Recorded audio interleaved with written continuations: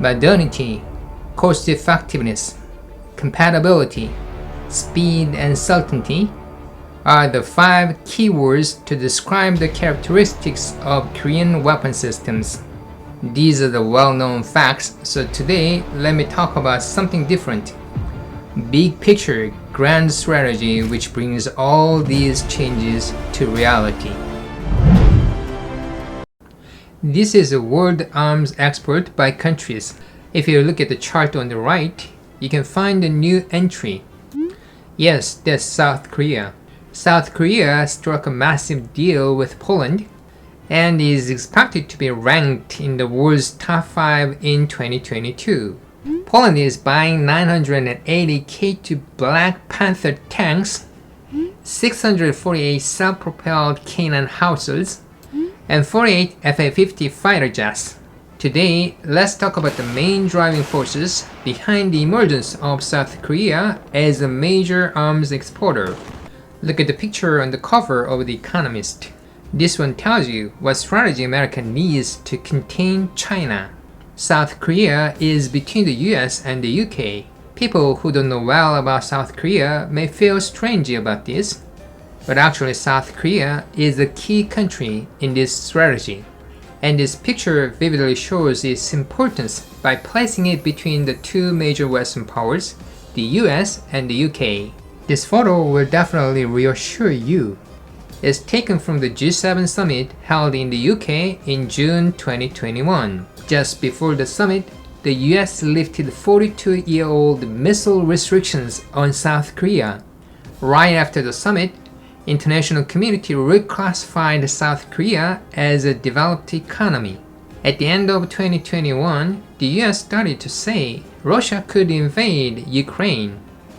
And the war broke out, and the massive arms deals highlight South Korea's growing defense industry. People say it like this: since the war broke out, neighboring NATO countries like Poland have been providing Ukraine with weapons. Due to the rapid consumption, they are running out of ammunition, and they have no choice but to replenish their arsenals, and now face difficulties with the speed of stacking up their own reserves. Germany, for example, never took the 2% of NATO military spending target seriously, and its defense spending was only around 1.5% of GDP. It couldn't even keep its word on an agreement to supply Poland with its new tanks, and thus there is virtually no reliable supplier remained other than South Korea. Experts say there are several factors behind the strong demand for South Korean military equipment. Modernity, cost-effectiveness, compatibility, speed, and certainty are the 5 keywords to describe the characteristics of Korean weapon systems. These are the well-known facts, so today let me talk about something different. Big picture, grand strategy which brings all these changes to reality.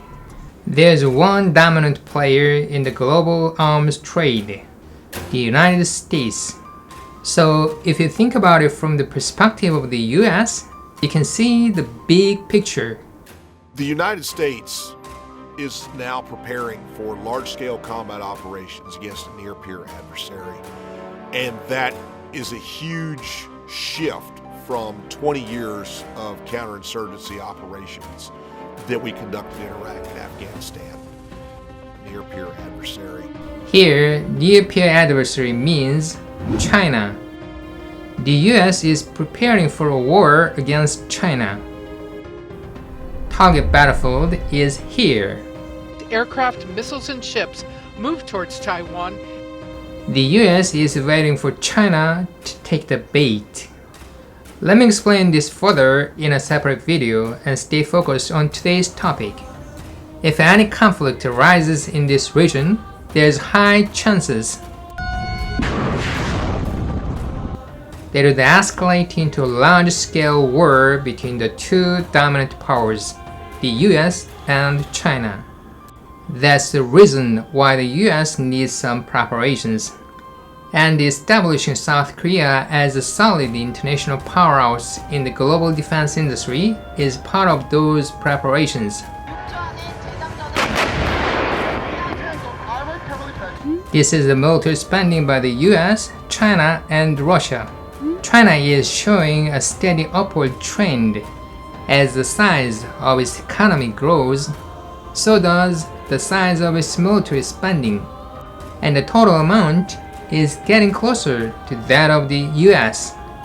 Basically, this is the main part which gives headaches to American strategists. To reduce burden, it is always a good strategy to help allies and fight together.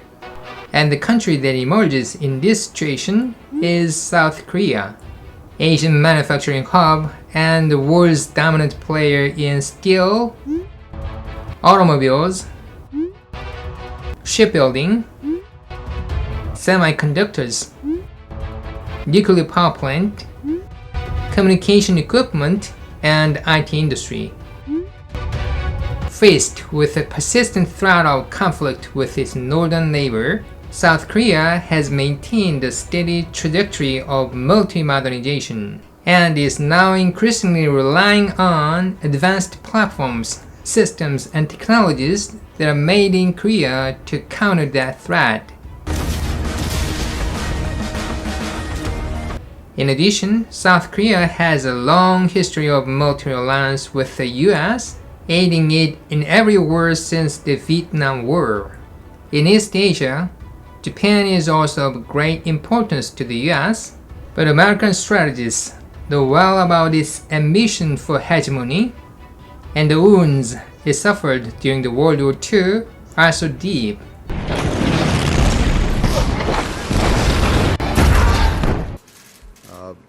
As we all know, the ROK is one of America's oldest and closest allies.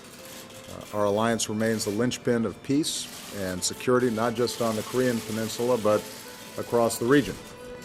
A linchpin is the pin that prevents a wheel from slipping off its axle.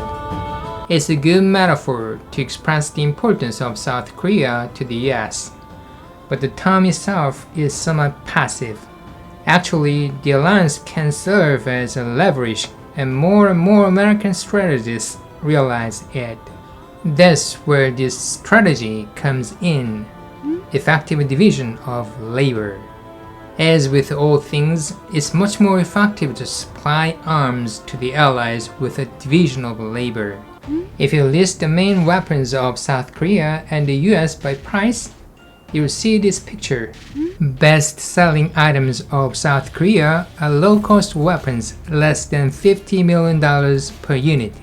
On the other hand, the US has high-end jet fighters, and the price of each is astonishingly high. This is the US arms exports by weapons in 2021. Over 70% of total exports come from the sales of aircrafts. In other words, the US is maintaining the foundation of its defense industry by selling expensive fighter jets. On the contrary, South Korea's main export items are the equipment for the ground forces and advanced trainers and light attack aircrafts. Now you may see the big picture: low-end items for South Korea and high-end for the US. That's a grand strategy to supply arms to the US allies. Actually, Germany was the most powerful, dominant player in the market for ground weapon systems. However, it won't be easy for Germany to suddenly increase its capacity, since it kept its defense budget as low as possible. It is said that Poland was originally supposed to receive tanks from Germany, but Germany could not keep its promise, and Poland turned to South Korea. A Russian invasion of Ukraine gives every country a hard time, but Germany is expected to suffer most. Energy prices soar when Russia cuts off a natural gas pipeline, and if it continues for a long time, it undermines the competitiveness of Germany's manufacturing industry. In addition, controversy over pro-Russian politicians of Germany is a serious blow to its credibility as a European leader. This situation enables a country to push forward with the support of the US and South Korea, that is, Poland, beacon of democracy in Eastern Europe.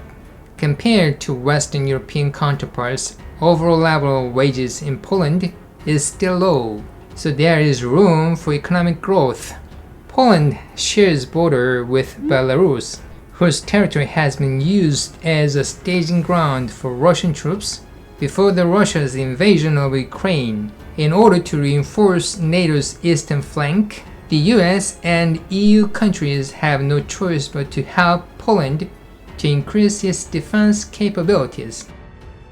There were about 2,000 NATO troops taking part in this exercise, troops from Poland. Actually, South Korea is in the similar situation.